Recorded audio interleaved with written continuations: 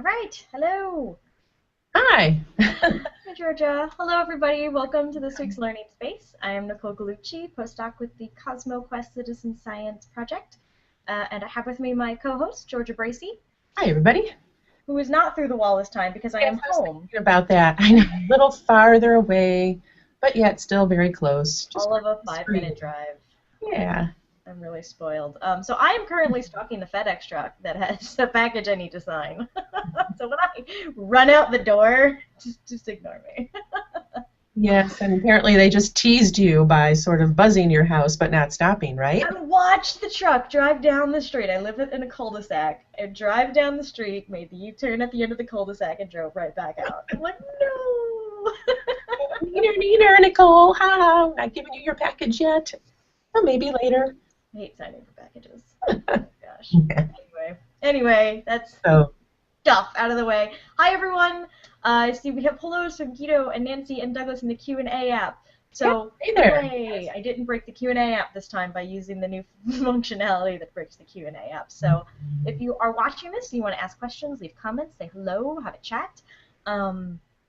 Click, there's should be a little yellow thingy somewhere over here on the screen, I think, that says if you're watching live, you can join the conversation by using the Q&A app. So if you're watching on YouTube or Embedded or on Google Hangouts, use that Q&A app to say hello and join the discussion. So we are back from another short hiatus as last week I was at the Astronomical Society of the Pacific meeting in Burlingame, California, which is this odd little town. Well, I guess Burlingame, the town was cool, but we were like off next to the airport where there's nothing but like I don't know warehouses and our hotel, a lot of hotels, and that's where we had our conference of the Astronomical Society of the Pacific. So Georgia, how long has it been since you've been to an ASP meeting? I'm going to say I went last year, but didn't go this year. So it's just been a year. And that was San Jose. Yes, we stayed in a dorm room. That was fun. Yes, so San Jose. So it was about a year ago. I don't get there every year, but it seems to be every other year I'll get to it. But I love ASP. ASP, if you're a teacher, you need to know about this group. So not only the conferences that they have are great, but they have a lot of good educational resources. I've known about this group way, way back when I was still teaching. Great astronomy resources for educators. Some in print, some online, and then some programs where you can get involved and be paired with astronomers. All kinds of great stuff. So you should check out. It's astrosociety.org. I think so. I'm pretty sure. And lots of great stuff there. So, yeah, I don't always get out to the conferences, but I've been with this group for years, and they're fantastic. Yeah, I'm kind of a newbie to the ASP community. But I've been to the conference all the years. I think I've been working with you guys at CosmoQuest, which is great. And for the first time, I was telling people I finally feel like I'm catching on to all of the education research lingo and can finally start to contribute to the conversations on some intelligent level. It's a lot of astronomy education and outreach. A lot of education research. There's a lot of sharing of best practices. There's a lot of talking about evaluation, interesting, cool programs, different ways of teaching. A lot of panels about diversity. I particularly went to a 2-hour workshop on stereotype threat, which was very enlightening and wonderful. Ooh, I didn't hear about that. Yeah. They probably had something on the new science standards. I don't know if I forget whose Twitter feeds I'm following. Oh, okay. Not necessarily for that workshop. Okay. I didn't actually go to any of the NGSS stuff because I'm a little NGSS'd out, to be honest. Well, I was going to say, you probably don't need it quite as much as some, but yeah. But the one on diversity and stereotype threat, there was a really great activity which involved us wearing like brightly colored wristbands and having to come up with social conventions within our little societies, which were our tables basically. And we had to interact with the other societies. It was a non-threatening way of showing how stereotype threat works and how, not stereotype threat, but how stereotypes work. in particular, and how there can be miscommunication between societies with different norms and taboos and behaviors. And like I said, it was non-threatening because we were using our colored wristbands and coming up with silly things like, if they wear glasses, we like them. If they don't wear glasses, we discriminate against them. And the conversations that came out of that were enlightening. And it was really funny because, okay, I'm speaking mostly for myself, but I think it was true of many other people in the room. It's like, I'm already socially awkward to begin with, and now we're doing a specifically socially awkward activity. But that's okay, and it's supposed to be socially awkward, right? And yes. It's part of the experience, so. I had to go apologize to everybody who didn't wear glasses. I was like, I wasn't ignoring you. I had to for the activity. I'm sorry. But who else was in the workshop, or at least with this activity with you? Did you get a sense of, was it like, you know, college? I spent mostly college teachers, probably, or more. It was a lot of informal educators, actually. More informal. Oh. Yeah. But we specifically did talk about university threats to. They showed us a really great video called "The Black Bruins" about a bunch of black male university students at, I forget which one's the Bruins, UCLA. And they're dealing, this is of course far too timely, but their dealings with stereotypes on university campus. And so that was really touching to see that. And what was the name of that again? Sorry. The Black Bruins. It's a spoken word piece. You should definitely check that out if you just to understand a little bit about what they were facing on, or they are facing on campus. I don't remember exactly which college it was. College. What they face in terms of stereotype threat as a university student. So we talked serious, and then we, like I said, we had a much more lighthearted activity so that we could get a feel for those things and interactions that you have to be aware of when dealing with people from different backgrounds or different cultures. So that was a really helpful workshop. That's great. That's great. Now, that wasn't one of the ones happening before the actual conference, or was that during? No, that was during the conference. I know they do run some stuff before the conference. No, I wasn't there early enough for that. They do a Galileo teacher training program workshop usually the day or 2 days before every ASP meeting, and I wasn't there for that. Okay. I showed up for the ASP meeting actual. But yeah, there are 1 hour workshops and working groups. There are, or special interest groups. There are 2 hour working groups and workshops, and then there are also 10-minute talks, as well as all the plenary talks that aren't scheduled against anything, so everyone can go to that. Yeah, a lot going on.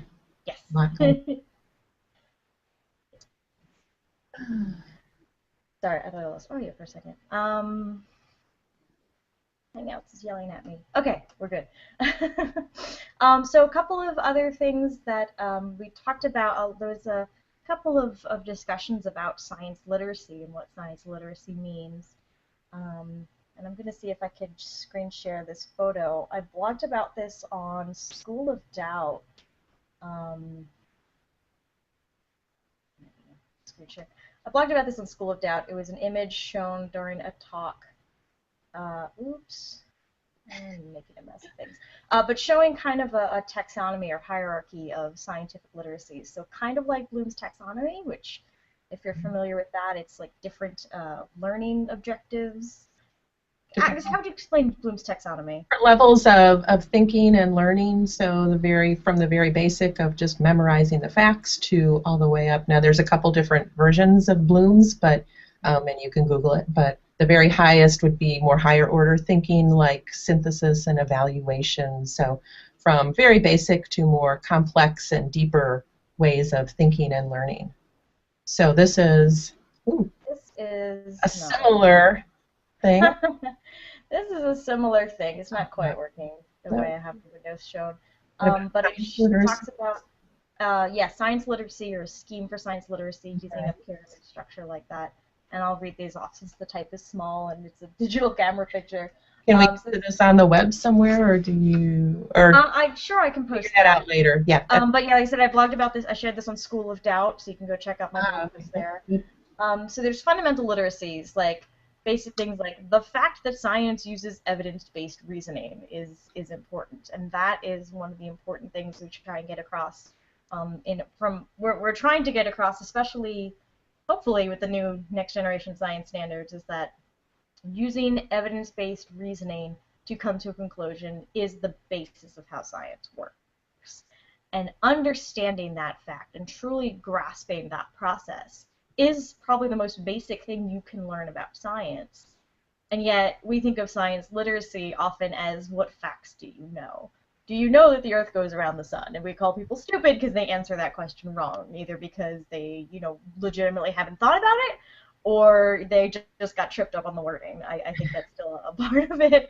So the fundamental understanding of how science works should be the basis of that particular scheme. Then, of course, if you want to go into science, you need to understand a little bit of technical literacy, so numeracy and estimation they list.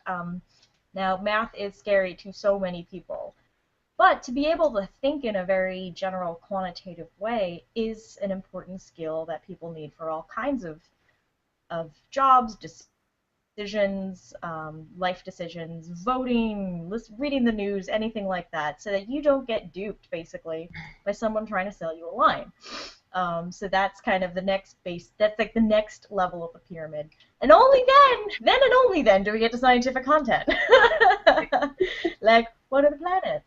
And things like that, which, again, I know from my schooling personally, was a lot of it was what the science content. How much content do you know? How much content can you spit back on this statewide test that everyone is taking at the same time on the same day? Yes. So was presented as a way of building up a scheme of understanding science. And up at the top you get citizenship literacy, so how does science apply to my life? And then applying to society. So the big things, of course, are things like spending money on the space program, climate change. Climate change is a huge one. We have I think there was another graph in this talk showing that over all the literature, over some tens of thousands of papers, 97% showed evidence or arguments in favor of anthropomorphic, human-caused climate change. 97%. So, like, that is consensus. But it's how it affects society and politics and all of that is a huge issue. And so you can understand the science content, but you also have to understand how we got there. That's that fundamental literacy before you can really appropriately apply that to life. It seems kind of complex. It seems like a lot of work to get everyone scientifically literate to this level, and it is.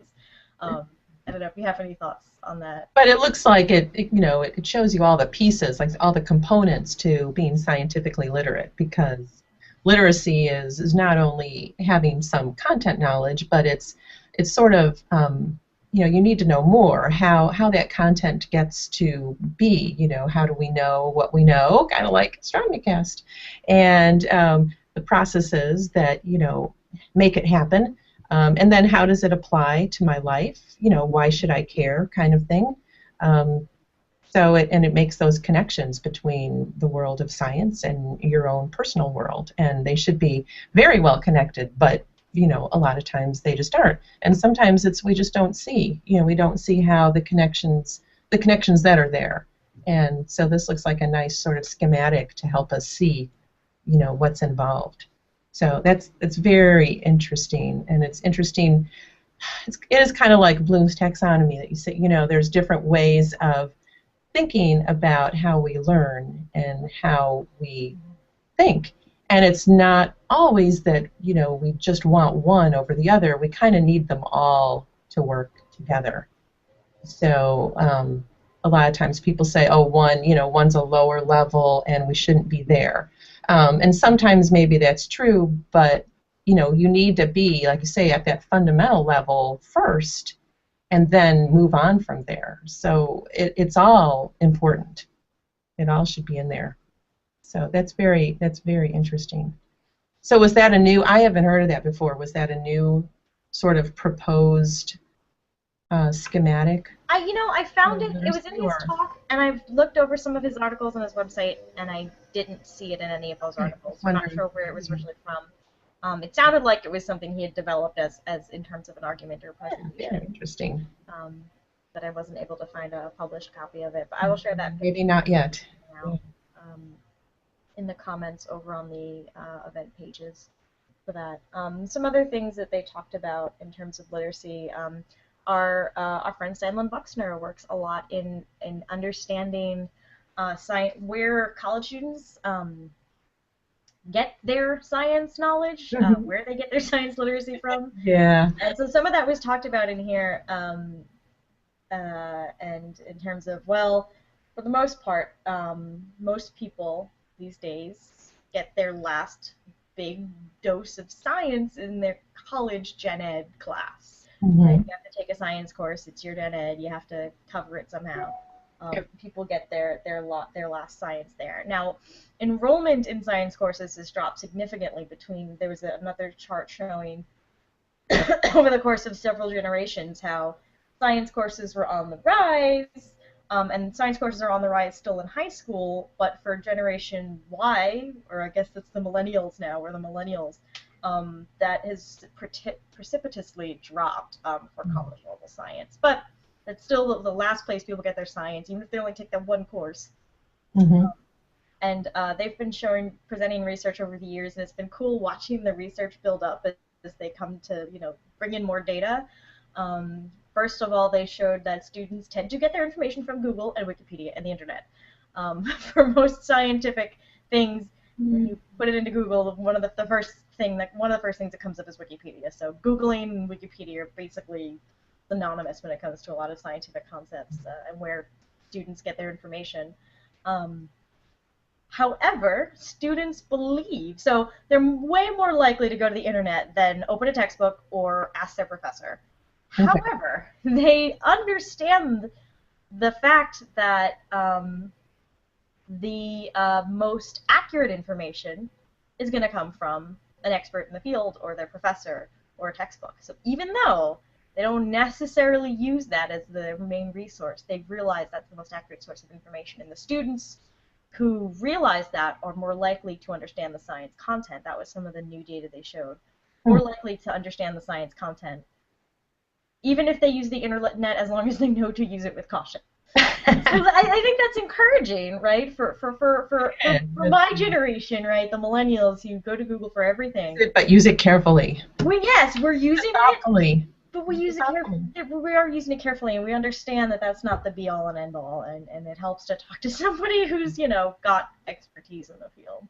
I know, it's a good first pass at something, but then if it's really critical, go beyond that. Go to an expert.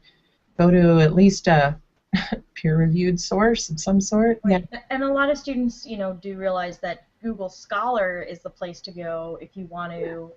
Yes, it's Google, but it's searching specifically mostly peer-reviewed articles, and that's Google Scholar lets you search that really easily. I, grew up in astronomy research, so I never used Google Scholar until recently because we had Archive and we have ADS, the Astrophysics Data System, which is everybody uses to search all the astronomy articles. But that's within our one specific subfield. Right, it's very focused. Yeah, Google Scholar is great for searching any field, and so I'm doing a lot more. My education research, background research through Google Scholar. Yep, it's easier. At least a good, easy place to start. Yes. We have a comment from Guido. First of all, my mic is permanently low. Thank you, Michael. Also, Michael Jobin says, critical thinking is an everyday thing we should do. Absolutely. It's that's why, it's not just for science. It's not just for doing science. It's for, sorry, I'm playing with my mic. It's not just for doing science. It's for understanding, the world, including, is this car that they're selling me going to die? So that is a great comment. Yep. And Guido says, scientific literacy means A, knowing the basics, and B, knowing where and how to look up something I don't know.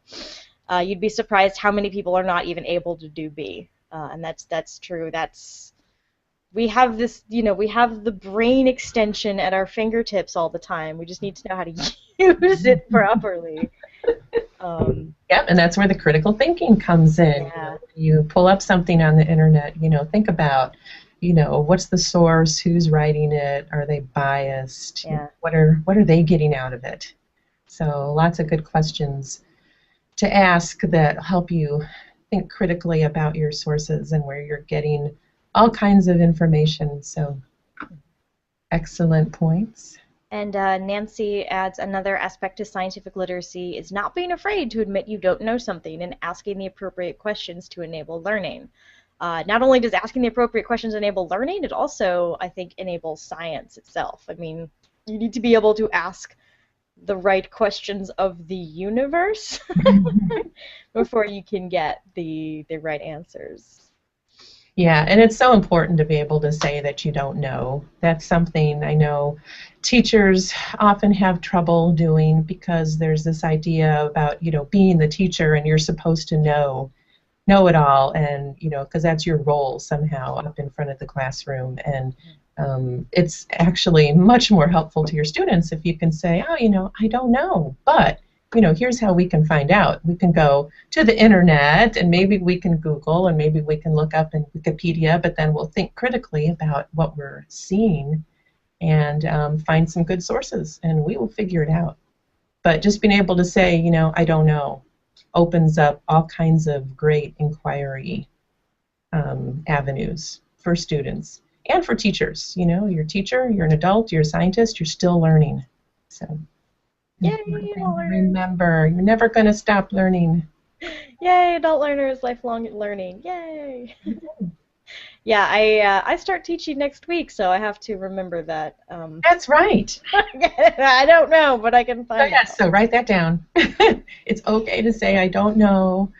Yeah. Just 10 tips for teachers. 10 tips for teachers. I will need all the tips. All the tips. Oh, and also Nancy adds. Oh, you've taught before. Troubleshooting is an extension of critical thinking. It is quickly becoming a lost art. It is easier to throw something out and buy a new thing than it is to fix it. Yes! Hand in hand with the maker movement is the fixer move. I don't know what it's actually called, like the fixer movement. Oh, that would be good. People who fix electronics and keep old things going. I mean, I've bragged about how I've taken my laptop apart several times to get the screen to work again. Yeah, just, oh my gosh. No, you did not be afraid to do that either. It saves you money, you learn valuable skills, you get to play with a soldering iron. It's totally worth it. Absolutely, absolutely. Taking things apart, I had many students, well, actually many parents of students tell me that they knew their, son or daughter was interested in science because when they were little, they were always going around taking things apart. So unscrewing the doorknobs, whatever it is, and of course, hopefully safe, in a safe way, but no playing with toasters and things until they're plugged in. Doing. But yeah, taking things apart and just being curious, how does this work? Or why doesn't this work anymore? Yeah. It used to work. What happened? I never was the kind of kid who did that. Although I did try and build a lot of Rube Goldberg type machines. That never worked. I always used to try to make things and they never worked, but it was fun. Oh, yeah. I don't remember doing that kind of stuff either. So. I do it now. I do it now all the time. There you go. But I was also trained by several engineers in grad school to take things apart and push buttons and break things. Yeah. I learned how to do a lot of that stuff when I lived by myself. So once I moved away and had my own apartment or whatever it was, and yeah, you learn quickly that, okay, I need to rewire this or I need to install something, this isn't working, so start, internet, books, whatever, and figure it out. And you feel real good when you're all done and you've done it yourself. And now you know how wiring works in your house or whatever it is.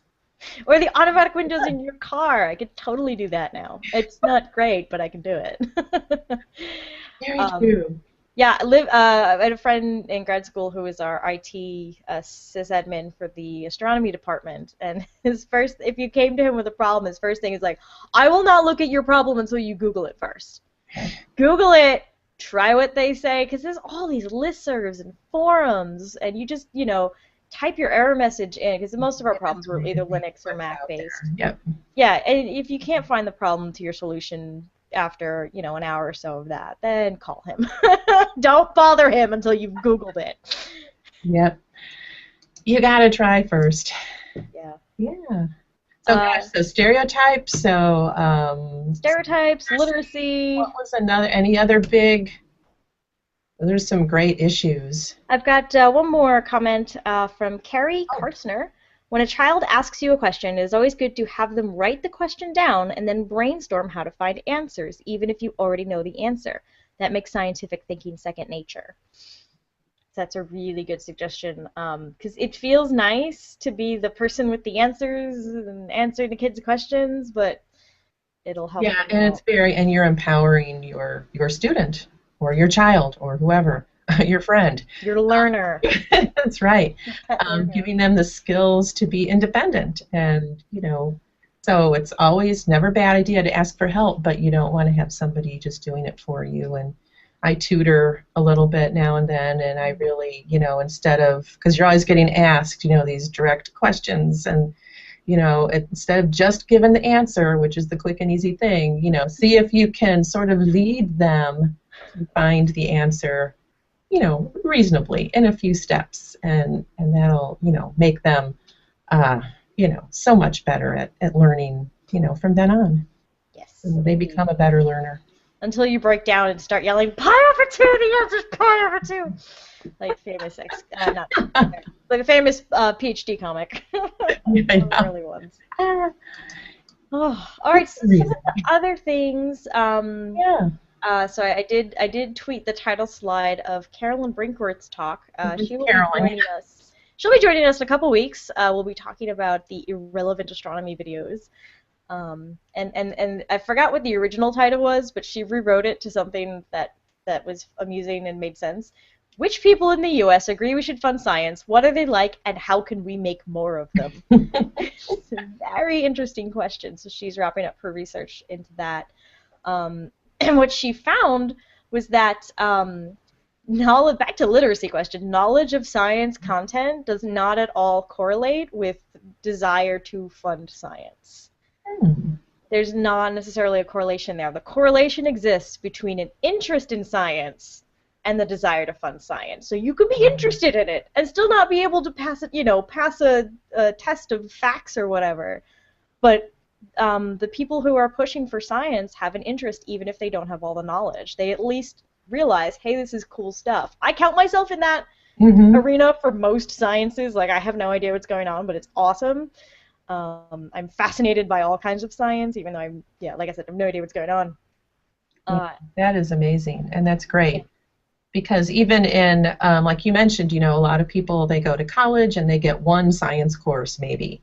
And so, for teachers who are teaching that one science course that most of their students might have, and then that's it, not only, don't try to think, oh, this is the only science course these kids are ever going to get, so I need to cram as much content into their brains as possible.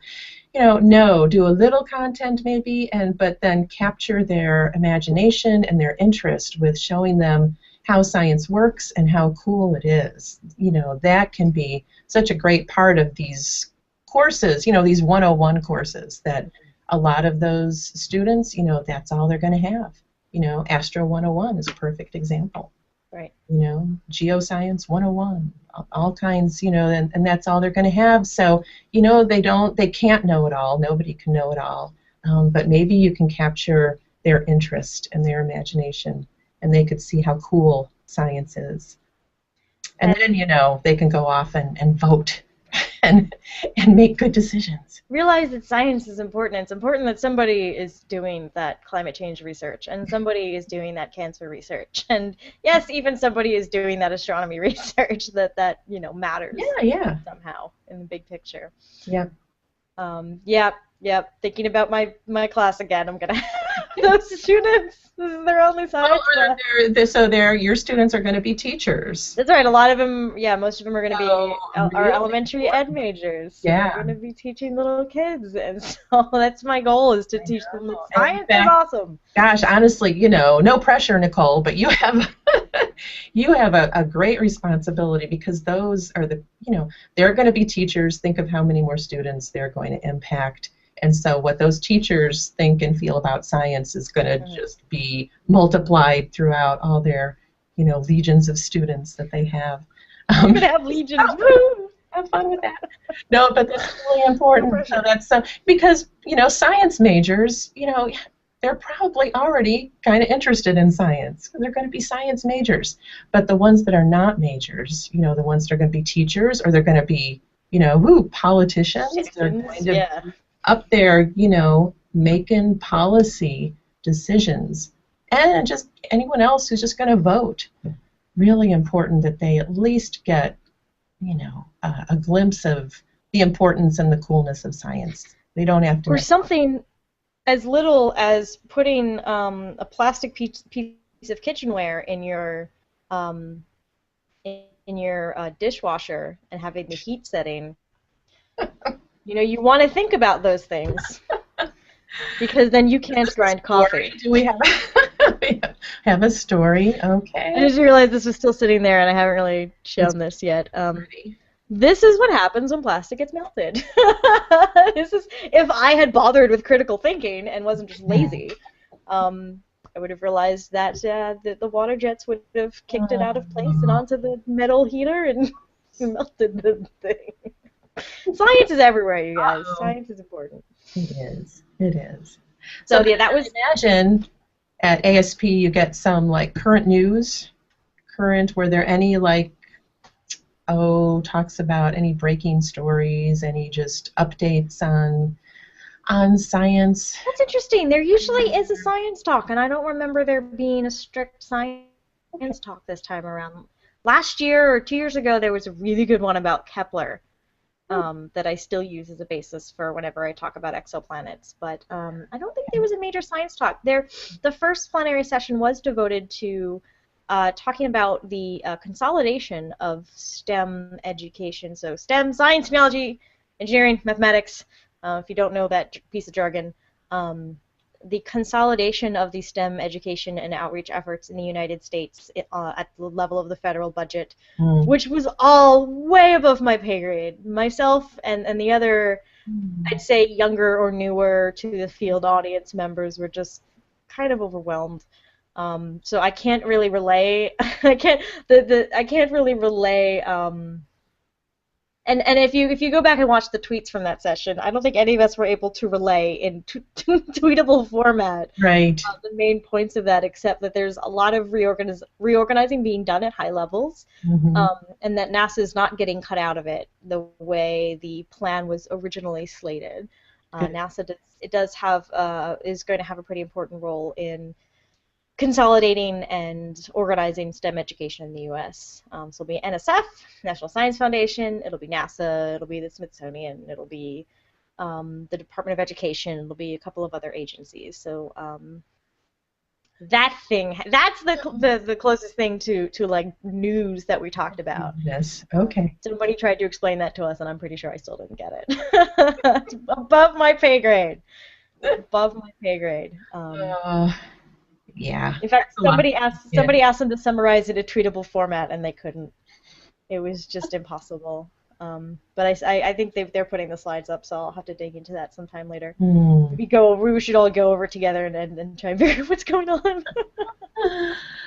Do they have a place on the website where they are housing a lot of the slides and things from the conference, or there are some? It's just people individually kind of doing a little. It's pretty much. It's only open to conference attendees, though. Is that okay? Yeah, which is a bummer. Yeah. I will probably be posting my stuff on the CosmoQuest blog. I'm hesitant to, because some of what I talked about was the CosmoQuest user survey, which is still in effect, and I'm going to have to share that link out. If you may have seen a pop-up when you've been on the site in the last month or so, asking you if you'd like to take a survey.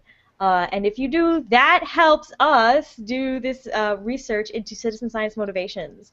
It's a pretty happening field right now to figure out why people like you or me want to just, help science projects in their spare time. Like, what makes you want to sit there and mark craters? Seriously. Like, why are you doing this? And I know some people I've actually interviewed for that, so you may get a round of emails looking for interviews again. We would love if you can respond to that, because that helps us do education research. That helps us understand how to give people what they want and reach out and do good outreach. So anyway, I really don't want to share those slides yet because it's preliminary results on the survey that you guys are still taking. Save it for later. I'm not going to share that yet. I will share it eventually. So yeah, I'll share that link again. And if you've seen the pop-up and said no, that's cool. But if you see it again, and you can say yes, or you could just go to the link that I'll share. And you can help us do stuff. Make CosmoQuest even better. Make CosmoQuest better. Yeah. There's a whole bunch more comments that I wanted to get out.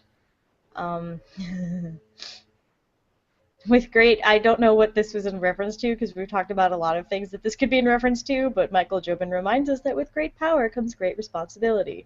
Yes, that is a Spider-Man quote. My partner's obsessed with Spider-Man. Yes. That could cover for a lot. That's for you as a teacher. Yeah. Oh, God. I don't know how much power you have, but well, you do. I don't know, man. You also have a lot of responsibility. Carrie Carstner says, also with science subjects, instead of just touching on several subjects, find out what they're interested in and make sure you go in depth using their interest in all areas of learning in that subject. Good idea. Why is that difficult for teachers to do? Really cool if you can find out what your students are interested in individually, and kind of. But that is difficult because of, in part, the standards. Yeah, well, it's true. That sometimes limits you, but there's usually some creative ways you can connect and work in individual interests in there. Mm-hmm. So when you have a large class, that gets to be a little more challenging also, or many students, but Michael Jobin also shares, I saw a great post on G+, that was something like this. I learn by my mistakes, so I have more mistakes to make. Great way of thinking about it. Yeah, some of us have problems with that. Some of us are still trying to learn that. Nancy Graziano says, my opinion has always been the best teachers teach how to learn, not how to memorize. Totally on board with that. Yeah, absolutely. And also, sorry, so this is a little slow. I am not on Wi-Fi. I am using a wired line. There we go. If a student doesn't pursue a professional career, if they become a parent, they will be their child's first teacher, and being able to teach their kids how to learn or how to find information will be the most important thing that they do. So that's a really good point. Even if you're a parent and not homeschooling, you're still teaching your kid right from day one. They're tiny little brains or tiny little sponges for learning. And not only, again, the content stuff, but the attitude towards science and interest. So that all gets passed along by the parents. So, yes. So even more pressure. No pressure. Yeah. Really important. I want to talk about a few specific programs that came up during the conference. One is a program I'm a part of called the Astronomy Ambassadors Program.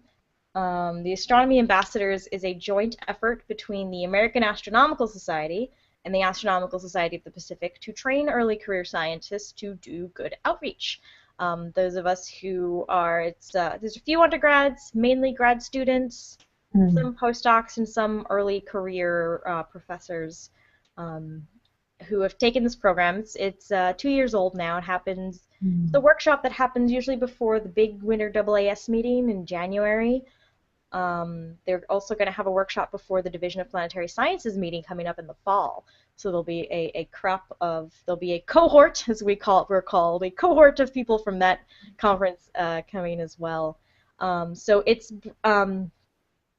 that came up in talking about how to deal with scientists working with the public, since that's a big question.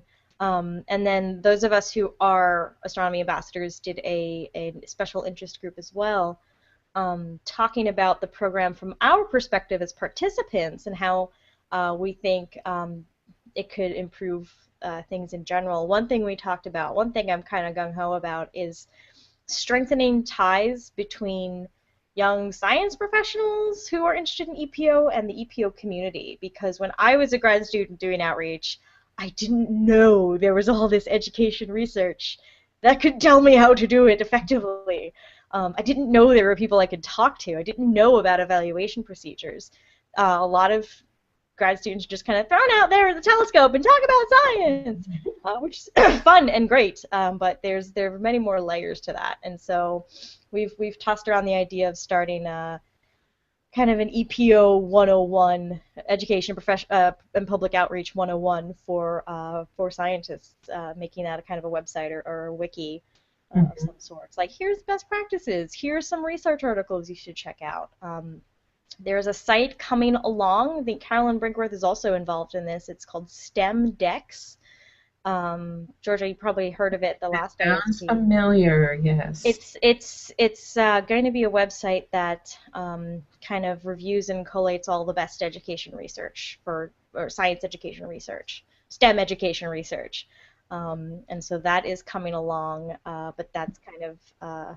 Is that live yet? The site is live, but I think they're still working on getting people to actually review articles. It's a lot of volunteer hours, it sounds like, that have to go into making that really successful. I know I am not. I will be a user of the site. I am not on the level of reviewer yet, but I read things. Looking for people to write up sort of like a blog. Yeah. Read an article, right. Sort of write a review, condense it, that kind of thing, share it. Yeah. It's kind of similar, sort of in concept, to Astrobytes, not exactly. So I was originally called, I think, STEM Bytes, but they changed it to STEM Dex because they didn't want it. It wasn't quite the same as Astrobytes. Okay.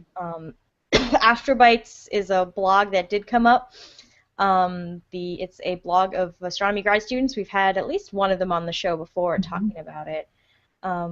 It's astronomy grad students blogging about research articles in a way that is easily understood by, say, undergrads or people with some science background who aren't reading the articles themselves but really want to get more details. And Astrobytes has spawned Geobytes and Ocean Bytes, so there are two more science fields that have their own bytes blogs run by grad students. Interestingly, they've had a conference called ComSciCon. The last one that they did had 900 applicants for 50 spots. Wow. This is all for STEM grad students interested in doing better outreach. Yeah, so clearly there is a need here. Wow. Between astronomy ambassadors and ComSciCon, there's a lot of us who are interested in outreach, either as part of careers as a scientist, or some of us have gone completely off into the EPO direction. I think one person, after astronomy ambassadors, even changed their PhD. They're no longer doing astronomy research, they're doing astronomy education research. They just completely switched because they loved it so much, which is fantastic. But getting everybody that little bit, I think we're going to have a stronger cohort of informal educators or scientists with an outreach background in the coming decades, which is fantastic, because it makes me sad when people try and talk to scientists and the scientists don't know what to say. Yeah. Do you guys as a cohort have to get together throughout the year at all, or is it sort of just at these meetings you kind of try to touch base with everybody? We have a forum where we touch base and talk to each other and give suggestions, and I occasionally bug them to come on Learning Space through the forum. That's what I do. That's it. And Yeah. we also report our activities back to the people who run the workshop, so they can record the outcomes of the workshop and the outcomes of our outreach.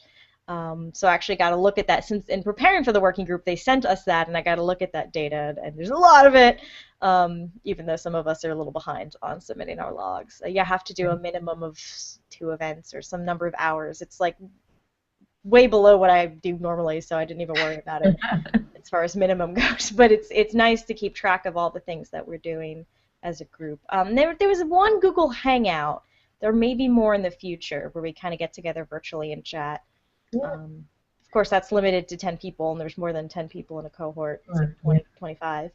So, are there certain techniques or strategies that you guys have gotten as a result of the workshop that you kind of like to try out in outreach events? Well, a lot of it is specific, or is it more general? It's both.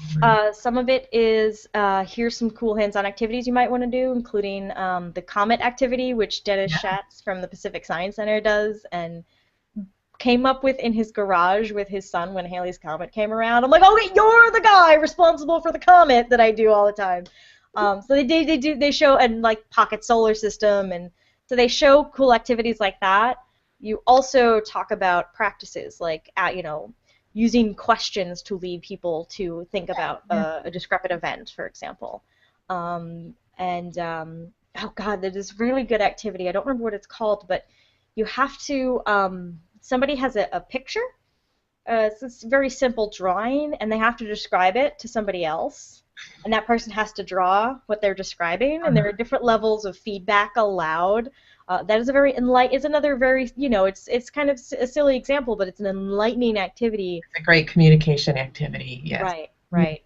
I don't remember what that one's called, but they do stuff like that, and so that's really helpful for people who are just starting out or who've done a little bit and want to get better at it.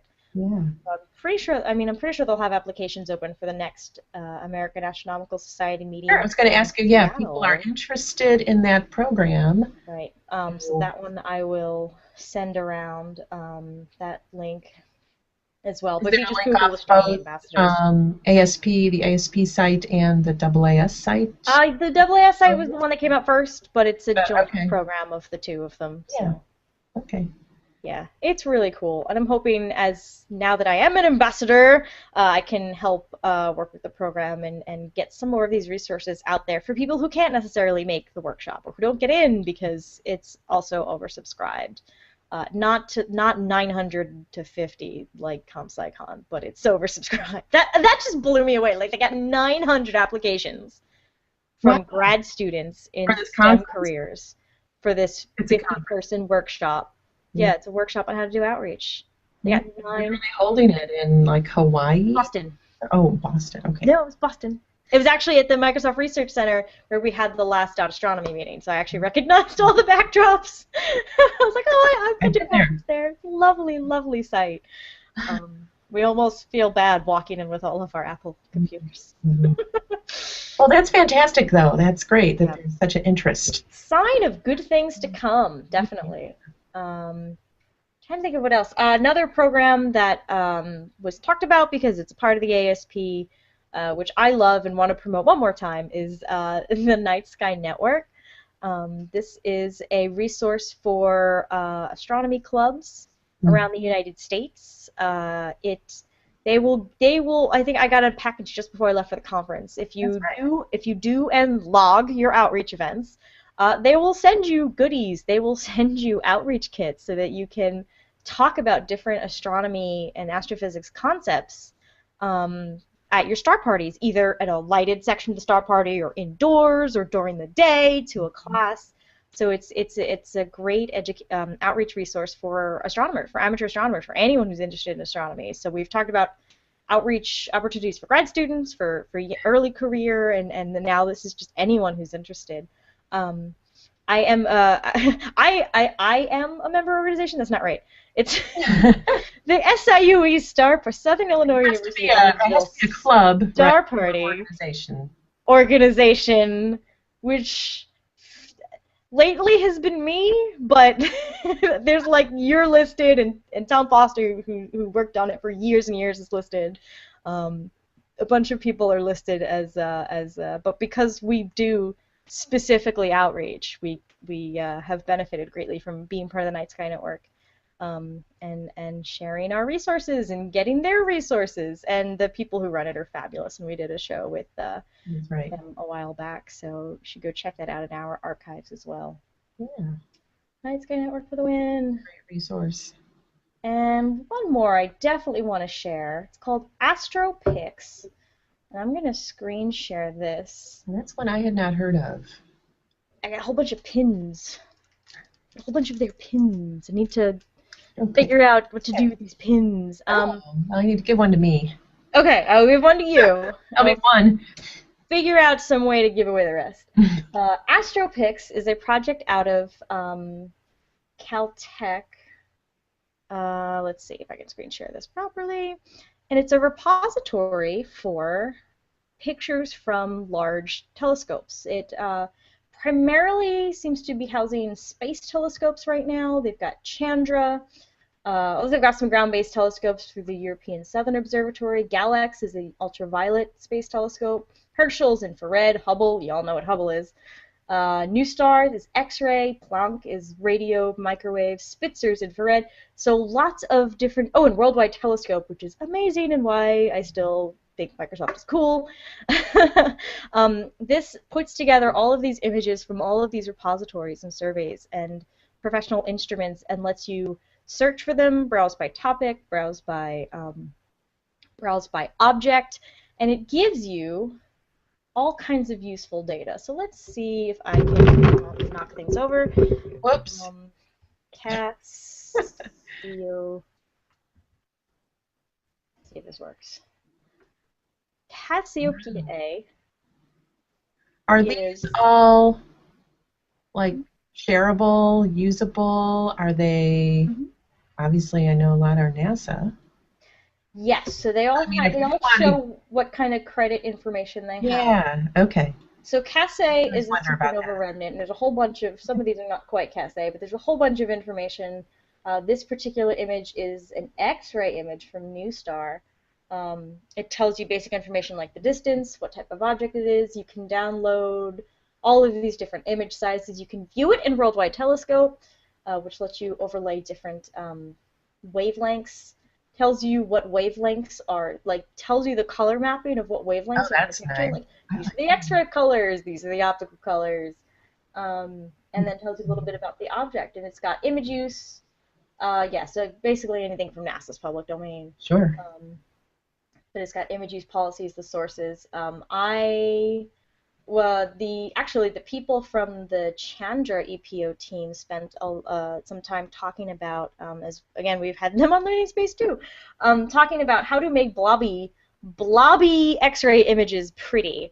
And that is something radio astronomers struggle with too. So we made sure the radio and the X-ray people got to talking to each other. But there are ways of making even blobby images pretty and appealing. As well as scientifically interesting. So you can go there and check that out and download all of the astronomy images that you want. So AstroPix is pretty cool, and it's in beta right now, but it's publicly available. So that's something really cool to check out. There was a talk on that, so I'm glad I got to hear that talk. Like you said, there's a lot going on, and so it's hard to keep up with all of it. Yeah, it's like most conferences. It's overwhelming, even if you've been there a few times. Right. It gets better. You kind of get the lay of the land and know where to go first or what things to look for and all that. But it's fun though that it's overwhelming. You just get that sense of, oh my God, there's so much good stuff, all this stuff to learn. Still learning. And so the hashtag was ASP126 because it was the 126th meeting. They're celebrating their 125th anniversary, the Quasquicentennial? I can't remember. I actually know there's a word for that. Spell that. Somebody had looked it up, and I'm like, oh, I know that, because when I was at University of Virginia, our telescope turned 125, so we had a party for it. But it was the 125th anniversary of the society.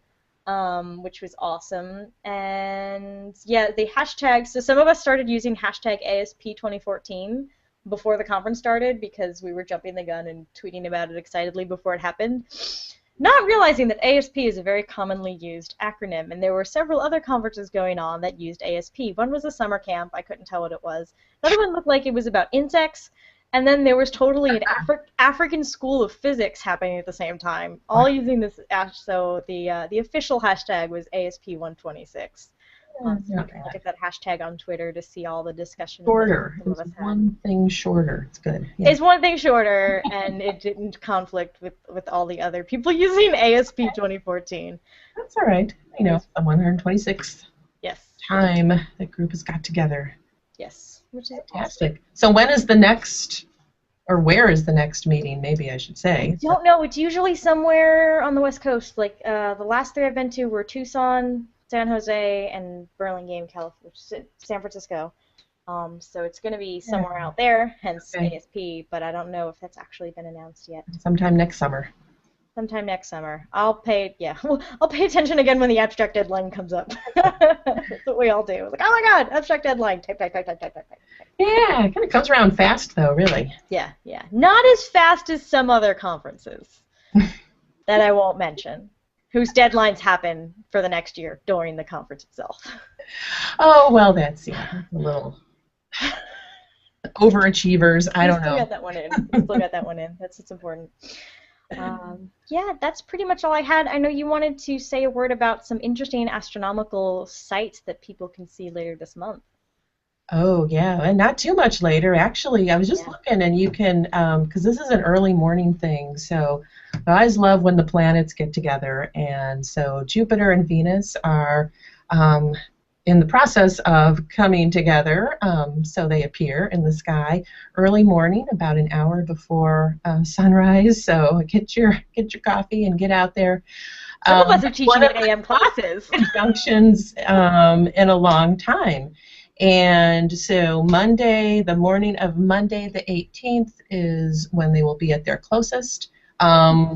Closer than the diameter, the apparent diameter of the full moon. So if you can imagine that, that's pretty close in the sky. Yeah.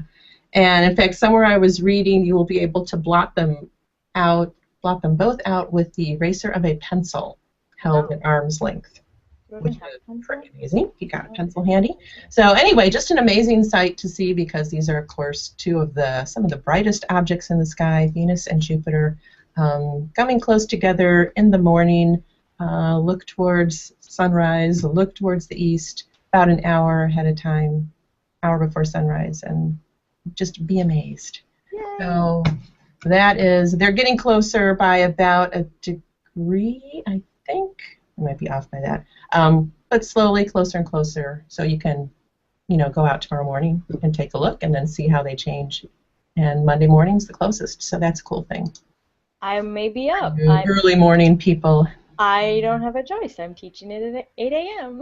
There you go. So another reason to get up. I will probably be up freaking out, so I'll go outside and look. Well, stop. Yes, go outside, take a deep breath, collect yourself, look, and that's something you can share with your students. That's right. Which, and I actually had a high school student at my star party last night, and he was complaining about how he had to get up so early because high school starts early, man. And they have to get the bus early. I don't know what it is now, but our first classes started at 7:55. I know. And to get there, 0 hour. The traffic was like an hour. Some students go even earlier. Yeah. He was complaining about having to be out of the house at like 6 something. I'm like, why are you still here? Go to bed. But I don't know. Teenagers, they have the energy. Yeah. God, I sound old. But anyway, so yeah, your high school students will probably be up that early. I know my brothers would have been on the bus stop before the sun was up. Yeah. Back in New York, waiting for the city bus. Yes, I know. In the dark. Yeah. So that's the cool thing in the sky right now. Yep, and if you've been out, you may have seen some meteors. The Perseid meteor shower just peaked. Of course, we had a full moon, or past full moon out. In fact, last night I did one of my star parties at the university. Had a bunch of people show up, which was fantastic because it'd been quiet all summer, and then apparently there was this thing in the paper about it, so they all showed up. Awesome. We looked at Saturn, we looked at Mars, we looked at the Ring Nebula. Finally got the globular cluster M13 in the viewfinder again. And then the moon came and washed out everything. It was ridiculous. I bet, did you see any Perseids? We did. And of course, half the time I'm looking at the telescope because I'm like trying to point the darn thing because we don't have auto guiding anything. And I missed because people go, oh, and I'd miss it. But I caught a couple of bright ones. So it was still possible to enjoy the Perseids if you were out at any time last night, or if you go out again tonight. Sure. And check that out. And then of course I've been sharing how you can listen for meteors using an FM radio or spaceweatherradio.com, which is a really cool website. They're using a radio radar, I think, to detect the trails of meteors. Yep. So you talked about that on Science Friday. I did. So go check out last week's Science Friday. I talked about that, and a bunch of people who for whom the show is carried live were like, "Oh my God, I know that person," which is really cute, and I got lots of fun messages from that. I haven't listened to it yet, but I've heard it was good. So go check that out. Great. I listened. Like a 12-minute segment, 14-minute segment. I talk about meteors. I talk about using radio telescopes, and I talk about CosmoQuest. Yep. Which is and the moon. Don't forget the supermoon. And the supermoon. Oh my God, we were so sick of the supermoon. And Fraser Kane will be very happy. He's been trying to get Mini Moon to catch on for the opposite of supermoon, and I dropped Mini Moon like 3 times in the interview. Oh, I didn't know that was his. I don't know if it was his, but it was kind of a weekly space hangout joke that. Oh, okay. Yeah. So I think we've been trying to use it. Now that I've dropped it on Science Friday, maybe we'll catch on even more. So. And speaking of weekly space hangout, then is that back? That comes back after DragonCon, so September. Oh, not yet. Okay. Sorry. Yes, that'll come back after DragonCon. We are still in DragonCon prep mode. If you're going to be in Atlanta, do check us out. We'll be in the Hilton again on the 2nd floor. We'll have a booth. Pamela and I are doing a bunch of panels for the science and space tracks and possibly some other tracks. I think I'm on a alternate history track talking about time travel. Gosh, what else is going on? Oh, and the Atlanta Star Party is Thursday, August 28th. If you're in Atlanta, or if you live in Atlanta now, or if you're in Atlanta for DragonCon, go to the Atlanta Star Party's website and get yourself some tickets to see me and Pamela and Derek Demeter. We're going to be talking about astronomy.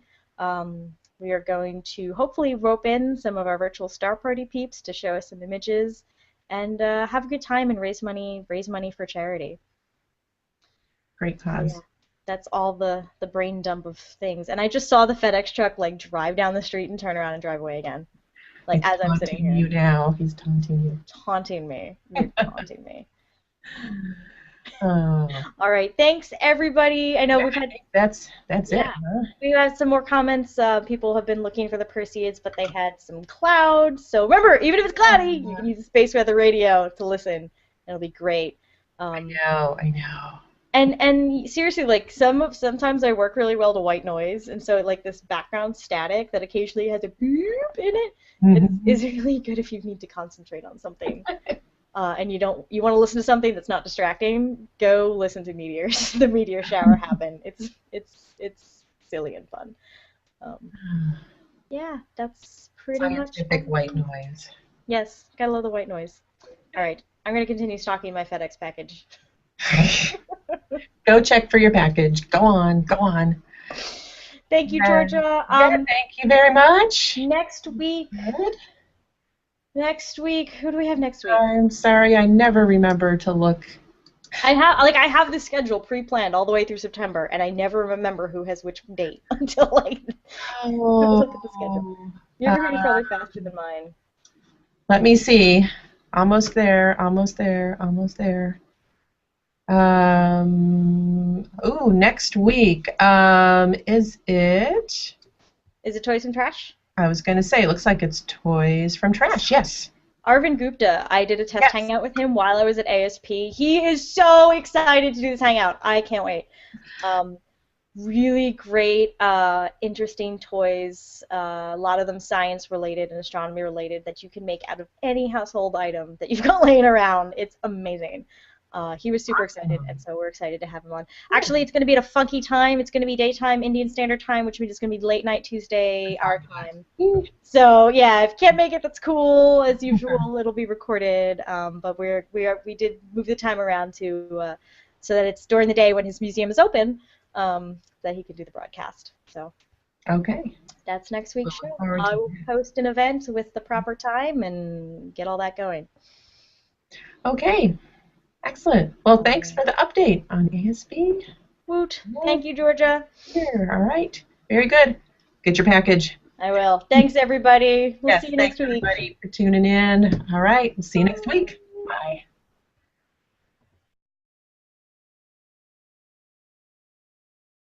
Out of the way. Hi, everyone. I see we have hellos from Guido and Nancy and Douglas in the Q&A app. So, hey there. Yay. I didn't break the Q&A app this time by using the new functionality that breaks the Q&A app. So, if you are watching this, you want to ask questions, leave comments, say hello, have a chat. Click, there's a little, should be a little yellow thingy somewhere over here on the screen, I think. It says if you're watching live, you can join the conversation by using the Q&A app. So if you're watching on YouTube or Embedded or on Google Hangouts, use that Q&A app to say hello and join the discussion. So we are back from another short hiatus, as last week I was at the Astronomical Society of the Pacific meeting in Burlingame, California, which is this odd little town. Well, I guess Burlingame, the town was cool, but we were like off next to the airport where there's nothing but like, I don't know, warehouses and our hotel, a lot of hotels, and that's where we had our conference of the Astronomical Society of the Pacific. So Georgia, how long has it been since you've been to an ASP meeting? I'm going to say I went last year, but didn't go this year. So it's just been a year. And it was that was San Jose. Yes, we stayed in a dorm room. That was fun. Yes, so San Jose. So it was about a year.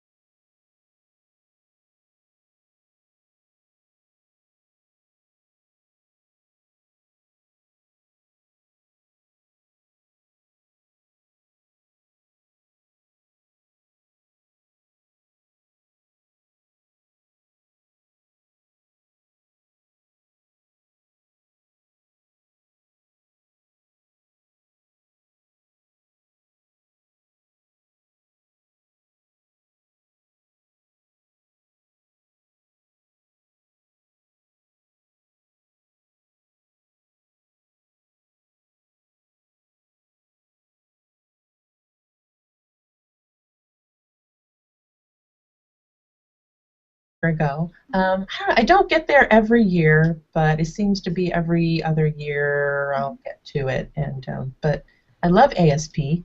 ASP, if you're a teacher, you need to know about this group. So not only the conferences that they have are great, but they have a lot of good educational resources. I've known about this group way, way back when I was still teaching.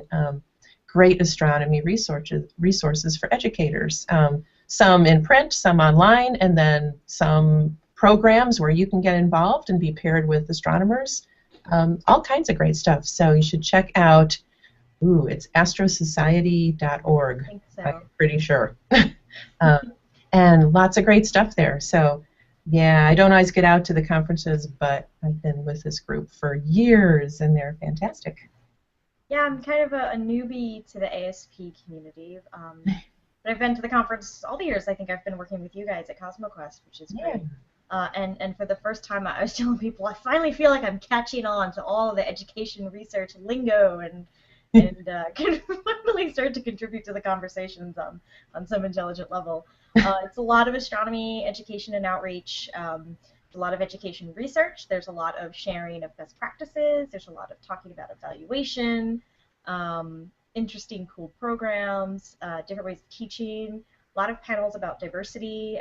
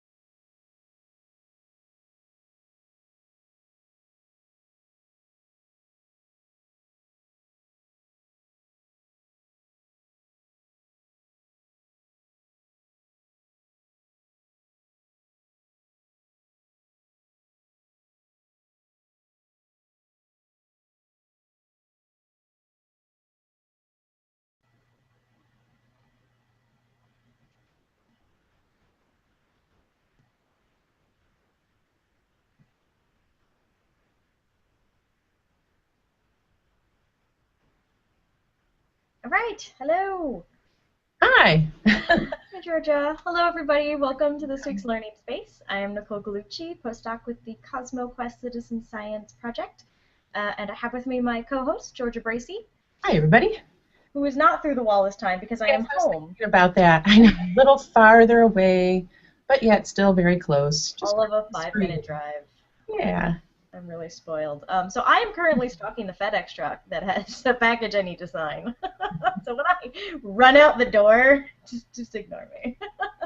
Yes, and apparently they just teased you by sort of buzzing your house but not stopping, right? I watched the truck drive down the street. I live in a cul-de-sac. It drive down the street, made the U-turn at the end of the cul-de-sac, and drove right back out. I'm like, no! Neener, Nicole. Ha, not giving you your package yet. Well, maybe later. I hate signing for packages. Oh my gosh. Yeah. Anyway, that's... So